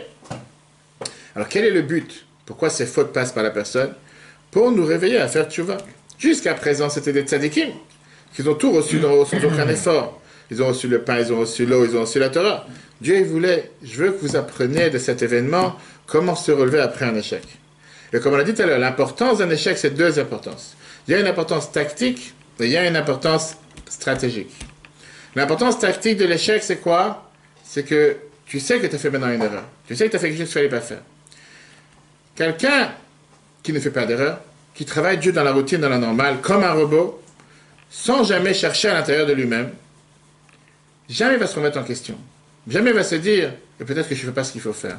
Peut-être que je fais une erreur. C'est un robot, une machine. Matin, il fait la prière, midi, il fait la prière, le soir, il fait la prière, Shabbat, il fait kiddush, tout de manière robotisée.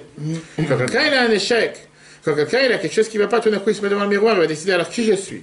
Est-ce que je suis juif parce que ma mère est juive, ou je suis juif parce que j'ai un amour de Dieu qui brûle à l'intérieur de moi et qui fait que j'ai envie de faire ce que Dieu me demande de faire? Est-ce que je fais les choses comme un robot, ou je fais les choses parce que j'ai vraiment envie de le faire? Est-ce que je fais les choses pour la société? Je parle des choses de mitzvot, ou bien je les fais parce que c'est ce qui me parle, et que rien sur terre va faire en sorte que je ne vais pas le faire. Ça, c'est numéro 1. Numéro 2, qui est beaucoup plus profond, qui est que l'échec, c'est le but même pourquoi Dieu a créé le monde. Dieu, il nous a mis dans cette place, dans ce monde, on dit ça tous les vendredis soirs dans le Kiddush, Asher bara Elohim la asot, Dieu, il a créé pour faire, Rachid te dit, la asot le taken, pour réparer. Pour réparer le mal. Dieu ne nous a pas mis dans ce monde pour améliorer le bien. Dieu nous a mis dans ce monde pour réparer le mal. Pourquoi? Parce que les tzadikim, il y en a assez dans le Gan Eden. Dans le paradis, il y en avait assez. Le but même pourquoi Dieu a créé ce monde matériel, c'est pour nous montrer l'infinité qu'il y a dans le bien et montrer comment chaque point dans le monde qu'il y a, c'est un point qu'on peut élever vers Dieu. S'il n'y aurait pas eu la maladie, on n'aurait jamais fait attention à la santé. S'il n'y aurait pas eu le mal, on n'aurait jamais su le bien-être de qu'est-ce que ça veut dire la bonté que Dieu fait avec nous tous les jours. Et ça, on peut s'en rendre compte seulement quand il y a un échec et quand on se relève de l'échec. La Torah te dit clairement que c'est pourquoi Dieu il envoie aussi des épreuves aux tzadikim. Les tzadikim aussi ils ont des épreuves. Pourquoi? L'histoire d'Akedat Yitzhak avec Abraham qui devait sacrifier son fils, qu'il n'a pas sacrifié, mais c'est aussi un test. Parce qu'on veut qu'eux aussi ils arrivent au statut d'un Baal Tshuva. On veut qu'eux aussi puissent arriver au statut que le Baal Tshuva seulement arrive, celui qui fait Tshuva et qu'un tzadik n'arrive pas. Maintenant, il faut quand même dire la phrase importante. Ça ne veut pas dire que Dieu il veut qu'on fasse des fautes et pour ça il faut fauter. Parce que c'est quelque chose de bien. Attention. Une faute, c'est un déréglage du système que Dieu a mis sur terre. Un péché, c'est pas ce qu'il faut faire. Il devient quelque chose de bien une fois que tu répares la faute. Pas quand tu restes avec la faute. Quand tu répares la faute, là on commence à découvrir le bien et tout ce qui était les difficultés qu'on a passées pour pouvoir s'en sortir. À quoi ça ressemble? Quelqu'un qui passe en général dans une chambre d'un bloc opératoire. L'opération en elle-même, c'est quelque chose de dur. Et ça peut laisser une très mauvaise trace et une cicatrice pour toute la vie. Mais une fois que grâce à ça, la personne peut s'en sortir et vivre encore mieux, automatiquement, l'opération était justifiée, l'opération était valable. Et il remercie le bon Dieu qu'il a passé cette opération et que le docteur il a sorti de l'opération. Regardons tout ce qu'on vient de dire, comment c'est écrit dans l'Agmara, le Zohar, Torah, Traim et le Rabbi. L'Agmara, Vodazara, page 4b, te dit la phrase suivante, c'est très riche. Chiffre 4. Écoutez ce que l'Agmara, Vodazara te dit, et c'est encore une fois, c'est des mots que c'est important d'entendre. L'Oya David Raoul Otoma David Amelech n'aurait jamais pu Dieu avoir avec Bathsheba. Histoire, prostitution, Pas le sujet de ce soir. Velo ayu Israël, voyim l'autom asel l'agmara, tu dis le peuple juif n'aurait jamais dû passer à la faute du vaudor. Qu'est-ce que ça veut dire? Lo aya David raoul l'autom asel, David n'aurait jamais dû fauter. Dire-t-il, c'est écrit, Veli bichalal bekirbi. David Amelech a dit, comment j'ai réussi à combattre mon mauvais penchant? On apprend ça en Antania, j'ai pas de mauvais penchant. Comment il a pu avoir affaire avec cette fille? Velo Israël, voyim l'autom asel. Le peuple juif n'aurait jamais dû avoir affaire avec la faute du vaudor. Pourquoi? Dire-t-il, c'est écrit, mi-iten, que Dieu fasse, vaya, les vavam, zelahem, les hérot, et qui ont leur cœur et qui craignent Dieu toute leur vie. Alors, lama, sous l'agmara te demande, si c'est comme ça, comment ils ont fauté? Shim, chatayachid. Si quelqu'un va fauter en intimité, tout seul, en privé, on va dire, ah, t'es pas le premier à avoir fauté. Il y a déjà quelqu'un qui a fauté avant toi tout seul. Ambrim lo lechet yachid, va chez celui qui a fauté tout seul. David qui a fait tchouva. Lui, il s'en est sorti de la faute. Toi aussi, tu peux t'en sortir. Veim chatout tzibur. La moitié dit, si la communauté fait une erreur, Ambrim, ne vous inquiétez pas, le chou et tzal tzibur, allez voir l'autre communauté qui a déjà fauté. Et ils ont pu s'en sortir. Dieu leur a pardonné. Vous aussi, on peut vous pardonner. Faute du vaudor. C'est l'agmara qui dit ça. Viens l'Admor Emtsaï, le deuxième rabbi de Chabad, le fils de l'Admor Azaken. J'ai dit la phrase suivante. Il avait Midrash al-Pasuk sur le Midrash, sur le verset, c'est écrit Nora alila abne Adam. C'est un grand péché, une grande faute sur les humains. Sha'Hashem osa alilat abne Adam. Des fois, Dieu fait en sorte qu'il y a quelque chose de pareil, de mal, un échec qui se passe par l'humain. Les pa'amim gover arad et yetzerara al-Adam. Des fois, le mal du mauvais penchant se renforce sur l'humain. Ve'yerta, il le fait fauter. Malgré que l'humain n'a pas pensé un instant à fauter. Il ne voulait pas fauter, mais malheureusement, des fois le mauvais penchant est plus fort que lui, il le fait fauter. C'est d'en haut, c'est du ciel, c'est Dieu qui a fait en sorte que le mauvais penchant va gagner la vie ou le chedze pour le faire fauter. Et pourquoi? Comme on l'a dit tout à l'heure, pour montrer l'importance de la tchouva. D'abord le Zohar. Le Zohar te dit clairement dans le volume 1, page 129b, la phrase que tout le monde connaît. Le Zohar te dit qu'à un endroit où le Baal Tchouva se trouve, un tzaddik gamour, un tzaddik total ne peut pas se trouver. Pourquoi? Quelle est la différence? C'est vrai que ça fait du mal pour ceux qui se disent des tzaddikim. C'est quoi? Pourquoi ce Baal Tchouva est mieux que moi? Il a mangé du porc pendant 40 ans. Je sais pas, Shabbat pendant 30 ans, il est mieux que moi qui est un tzaddik. C'est tzaddikim. Ils ont du mal à entendre les choses pareilles. Et la réponse, elle est, le Zohar te dit, ils servent Dieu avec une amour du cœur beaucoup plus sincère, grande. Ils ont cette patience, cette foi de vouloir se rapprocher de Dieu. Et on le voit clairement.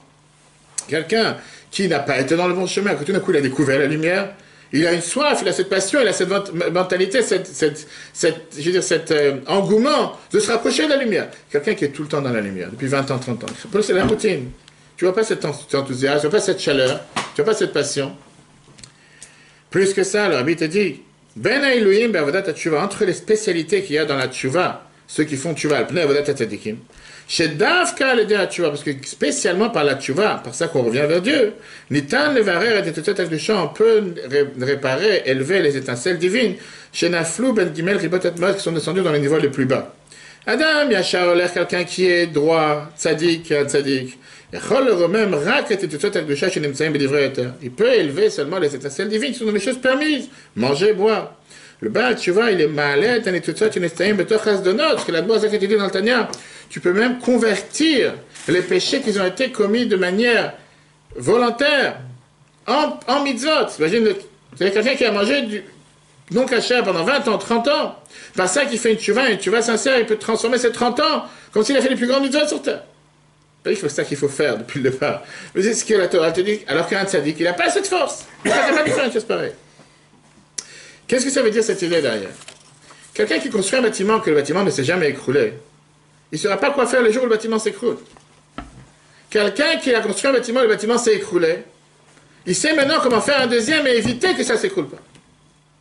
Et c'est tout comme ça dans la vie. Quelqu'un qui a construit un élément, ou quelqu'un qui a fait quelque chose et qui n'a pas eu d'échec, qu'est-ce qu'on dit? Il n'y a pas un intelligent comme quelqu'un qui a passé une épreuve. Le jour où il a passé une épreuve, il sait comment faire attention que la prochaine fois il ne passera pas cette épreuve. Si malheureusement il n'a jamais passé d'épreuve, il ne sait pas comment faire attention. Et le jour où il a cette épreuve, il risque d'être perdu. Le problème c'est qu'avec le Yitzhara, ils te disent aussi que quand tu le laisses rentrer, après il devient un patron chez toi. C'est pas du contraire. Bon, ça, on a dit tout à l'heure, c'est pas dire pour ça qu'il faut faire des péchés. Tout d'un coup, on est en train de dire comment réparer. Mais ce qu'on est en train de voir, c'est ce qu'on va tout de suite voir. C'est quoi la leçon qu'on est en train de voir? C'est quoi la leçon majeure qu'on apprend de toute cette faute du vaudor? C'est que nous, Dieu nous a donné dans nos mains la possibilité de choisir qu'est-ce qu'on va faire avec nos échecs. Dieu, il n'a pas empêché l'échec. Mais Dieu, il te dit, c'est à toi de choisir qu'est-ce que tu vas faire suite à un échec. Si tu te brises, et tu désespères, tu deviens humilié, tu dis je suis un raté, je suis un incapable, je ne vais pas réussir, tu vas rester avec l'échec et tu es puni sur cet échec. Parce que ça ne t'a rien appris, ça ne t'a rien changé. Au contraire, fais une pause, réfléchis un instant pourquoi tu as eu cet échec. Mais il y a une deuxième manière de pouvoir s'en sortir. D'utiliser cet échec pour se dire qu'à partir de cet échec, je prends au moins une bonne décision de ne plus recommencer. À ce moment-là, cet échec devient un tremplin pour une réussite. Et donc, ça sera considéré comme si tu n'as jamais eu d'échec. Parce que l'échec faisait partie de la réussite. Comme on a parlé plusieurs fois, tu es un chef pâtissier ou quoi que ce soit, tu as dû faire 20 gâteaux ratés pour sortir avec le bon. Est-ce que les 20 gâteaux ratés sont considérés des ratés? Ils ne sont pas des ratés. Grâce aux 20 gâteaux ratés, tu es arrivé à faire le bon. Donc au final, c'était une étape pour pouvoir arriver à faire ce qu'il faut faire et pareil tout le reste. Et c'est la Gemara qui te le dit. Qu'est-ce que tu dis? Non, pas tout le reste. Pourquoi pas tout le reste? La Gemara te dit que de la tchouva, grande est la tchouva, chez Donot, n'a solo que zachriot. Parce que les fautes commises volontairement deviennent comme des mérites. Une fois que quelqu'un il a fait tchouva, même les fautes volontaires qu'il a fait deviennent une cause pour être le plus grand salaire pour lui. Tout le monde demande la question, comment est-ce possible? Comment tu peux dire qu'une faute volontaire devient un mérite? Mais quand tu utilises l'échec, la défaite, en tant que tremplin pour prendre une bonne décision, que sans ça, tu n'aurais jamais pu arriver si tu n'aurais pas eu cet échec, si tu n'aurais pas eu cette difficulté. Ça veut dire que depuis le départ, l'échec n'est pas un échec. Depuis le départ, l'échec, c'est un tremplin pour pouvoir arriver beaucoup plus loin. Et donc, sur ça, tu reçois encore une fois un double salaire. C'est pas que tu as fait une erreur. C'est que c'est grâce à l'erreur tu as appris à faire mieux. Donc l'erreur fait partie du processus d'apprendre. C'est ce que Theodore Roosevelt avait aussi dit, je crois. Theodore Roosevelt, qui avait dit une fois que il n'y a pas d'échec, que c'est pas vraiment un échec, c'est en vérité, c'est grâce à l'échec, il y a ceux qui font rien et donc il n'y a pas d'échec, et ceux qui font un échec, en vérité, c'est une deuxième manière d'apprendre. Et c'est ce qu'on est en train de dire, que grâce à l'échec, tu apprends, tu n'es pas en train de perdre. D'après cette base, Rabbi Ben va nous répondre à un autre point riche, avec ça on termine. Le Midrash qui nous amène une marloquette très connue, un débat très connu entre Rabbi Ishmael et Rabbi Akiva. Qu'est-ce qui s'est passé quand on a reçu les 10 commandements? Qu'est-ce qu'on a dit? Chaque phrase, Dieu il disait, vous ne ferez pas telle chose. Qu'est-ce qu'on a répondu? Amen. On a répondu oui, on a répondu non. Rabbi Ishmael était dit comme ça. Sur les mitzvot positives, on a répondu ken, hen, oui. Chaque chose qu'il a dit, vous aurez un seul Dieu, on a répondu oui. Et sur les mitzvot négatives, on a répondu non. Al hen, hen, va, lo. Les mitzvot positives, on a dit oui, les mitzvot négatives, on a dit non. Viens, Rabbi Akiva. Rabbi Akiva, il te dit non. Sur les mitzvot positives, on a dit oui. Sur les mitzvot négatives, on a aussi dit oui. Je veux dire, qu'est-ce qu'on se prend la tête à débattre des sujets, qu'est-ce que tu te prends la tête avec ça? Le Rabbi il explique ça de manière merveilleuse en 1989, mais c'est tellement riche que c'est toute cette notion qu'on va voir avec la Tchouva. Rabbi Ishmael et Rabbi Akiva reflètent deux visions du monde, deux types de juifs. Rabbi Ishmael, c'est le tzaddik parfait. Celui qui déjà, quand il avait quelques années, il était capable de raconter sur la destruction du temple. Il raconte sur parole de Torah avec une telle génie. Rabbi Ishmael. Rabbi Akiva, un Baal Tchouva. Jusqu'à 40 ans, c'est le plus grand ignorant sur terre. Pas capable de lire une lettre. Il s'assoit devant ce rocher avec l'eau qui tombe. Et il voit comment l'eau qui est en train de tomber sur le rocher fait un trou dans le rocher. Et il n'y a même pas de personne qui on peut dire son père inconverti. Akiva Ben Yosef.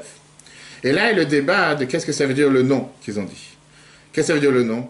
La faute et la défaite que tu as eue à cause d'une faute. Rabbi Ishmael, il te dit, pas question. Sur les noms qu'ils ont entendus au Mont Sinaï, ils ont répondu non, qui veut dire, il n'y a rien de bien qui peut sortir par un échec. Si tu as un échec, tu es un raté. Tu es un humilié, tu es un beau à rien, tu vaux rien, tu es une ordure, tu n'as rien à faire ici. Tolérance zéro, plan Vigipirate. Ça c'est Rabbi Ishmael. Viens Rabbi Akiva, il te dit non. Même le non, c'est aussi un oui. Même la défaite, en réalité, c'est du positif. Pourquoi? Parce que grâce à l'échec, je peux arriver à faire encore mieux que ce que je faisais jusqu'à présent. Et la preuve est, Rabbi Akiva n'a pas besoin de savoir ça de quelqu'un d'autre. Rabbi Akiva a laissé ça de lui-même. Il a vu la passion qu'il a eue pour apprendre la Torah à 24 ans sans s'arrêter. C'était la meilleure manière pour lui de montrer comment il s'enfuit du mal pour faire le bien. Alors maintenant, on va répondre à la première question qu'on a demandé au départ. Pourquoi la paracha de cette semaine s'appelle avec un nom qui est contraire à la paracha? Puisque la paracha vient nous parler officiellement de la plus grande défaite, le plus grand péché, comment ça se fait que la paracha s'appelle Kitissa? Rabbi explique dans le dernier discours qu'il a prononcé en 92. Pourquoi ce péché, pourquoi cette paracha s'appelle Kitissa? Rabbi dit au contraire, grâce à la faute du Vaudor, ça a fait découvrir chez le peuple juif la force de la Tchouva. Avec le fait et la preuve qu'on a reçu les deuxièmes tables de la loi, qu'ils étaient kiflaim, les touchés, qu'ils étaient beaucoup mieux que les premières. Les premières, c'était seulement 10 commandements, alors que le reste, c'est le Midrash, Halakha, Gemara, et c'est tout la suite. Ça, c'est un enseignement. Parmi, on parlait des heures et des heures. Comment regarder cette histoire de la faute du Vaudor? Voilà une merveilleuse leçon. Et c'est pas seulement sur la faute du Vaudor, c'est sur la Tchouva en général. Et c'est justement l'importance de comprendre. Et je pense qu'encore une fois, c'est une révolution de la chassidoute. Que sans la chassidoute, on ne peut pas l'avoir. Comment regarder une défaite? Comment regarder un échec? Comment regarder une erreur? Ne pas se considérer moins que rien, ne pas avoir honte. On n'a pas dit maintenant qu'on doit être fier et danser de joie quand quelqu'un il a fait une faute. Mais comme on l'a vu dans le Tanya, tout celui qui apprend Tanya tous les jours, le dernier c'est le jour, le chapitre 27 et le chapitre 28, que quand le Talmud te dit si tu as eu une mauvaise pensée pendant la prière, une mauvaise pensée qui te dérange, ne va pas te battre contre ta mauvaise pensée. Si tu aurais été un tzaddik, je peux comprendre. Mais quand tu as deux âmes à l'intérieur, une âme divine et une âme animale, c'est tout à fait normal que tu aies des empêchements. C'est tout à fait normal que tu aies des épreuves. C'est tout à fait normal qu'il y ait des difficultés. C'est pas la fin du monde. Au lieu de te battre et de dire comment ça se fait que moi, juste au moment de prière, j'ai eu un problème, oublie, avance. Ne te focalise pas sur le mal, avance, fais du bien, le mal va disparaître. Et ça, c'est une révolution de la chassidoute qui vient te montrer comme quoi on est humain, on a le droit à l'erreur, on a le droit à l'échec, on a le droit de tomber, mais reste pas en bas. Pas parce que tu es tombé, tu as commencé à pleurer du matin jusqu'au soir, tu as commencé à être amer du matin jusqu'au soir. On passe tous des moments difficiles, on passe tous des difficultés. Et alors, dis-toi que c'est un point positif pour aller en avant. Grâce à cet échec, tu vas faire encore mieux la prochaine fois. Tu vas éviter les problèmes, tu vas éviter les soucis. Et au contraire, ça va se transformer, ça ne sera pas un échec, ça fera partie de la réussite. Que Dieu fasse qu'on apprenne ça dans la vie de chacun d'entre nous. Le cours sera replay dans l'application eTorah, E-T-O-R-A-H, sur Google et Apple, comme d'habitude, parmi tous les autres sujets qu'on a sur la paracha, qui est ça très riche, avec la faute du Vaudor, tout un cours qu'on aura demain, si Dieu veut.